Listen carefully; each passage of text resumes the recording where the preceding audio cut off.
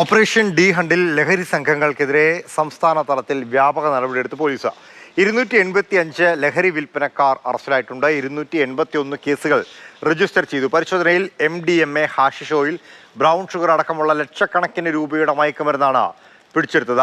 അനന്തകൃഷ്ണൻ വിവരങ്ങളുമായി ചേരുന്നുണ്ട്. അനന്തൻ, ഇത് സംസ്ഥാന തലത്തിൽ നടന്ന നടപടിയല്ലേ? ഇത്രയധികം ലഹരി സംഘങ്ങൾ സംസ്ഥാനത്ത് ഇപ്പോഴും വ്യാപകമാണ് എന്നാണോ? ലാൽ, മയക്കുമരുന്നിനെതിരായ ശക്തമായ നടപടിയുടെ ഭാഗമായി ഇന്നലെയാണ് സംസ്ഥാന വ്യാപകമായി പോലീസ് ഓപ്പറേഷൻ ഡി ഹണ്ട് എന്ന പരിശോധന നടത്തിയത്.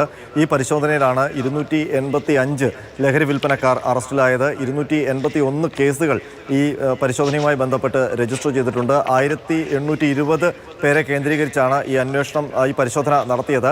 അതായത് കഴിഞ്ഞ ഒരു മാസമായി ഈ സംസ്ഥാനത്ത് വിവിധ സ്ഥലങ്ങളിൽ മയക്കുമരുന്ന് വിൽപ്പനയും സംഭരണവും നടത്തുന്ന ആൾക്കാരെ അവരുടെ വിവരങ്ങൾ ശേഖരിക്കുകയും അതിനുശേഷം അവരെ നിരന്തരം നിരീക്ഷണത്തിലാക്കുകയും ചെയ്തു. അങ്ങനെ മയക്കുമരുന്ന് സംഭരണവും ലഹരി വിൽപ്പനയും നടത്തുന്ന സംഘങ്ങളെ കേന്ദ്രീകരിച്ചായിരുന്നു ഈ പരിശോധന.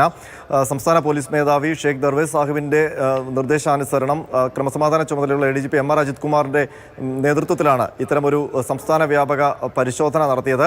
മാത്രമല്ല, ഇനി വരും ദിവസങ്ങളിലും ഓപ്പറേഷൻ ഡി ഹണ്ട് തുടരും എന്നാണ് പോലീസ് ആസ്ഥാനത്ത് നിന്ന് അറിയിച്ചിരിക്കുന്നത്. സംസ്ഥാനത്തുടനീളം നടന്ന ലഹരി മാഫിയ സംഘങ്ങളെ കേന്ദ്രീകരിച്ച് നടത്തിയ അന്വേഷണത്തിലൊടുവിലാണ് സംസ്ഥാനത്ത് ഞെട്ടിക്കുന്ന രീതിയിൽ വലിയ രീതിയിലുള്ള ലഹരി വേട്ട പോലീസ് നടത്തിയത്.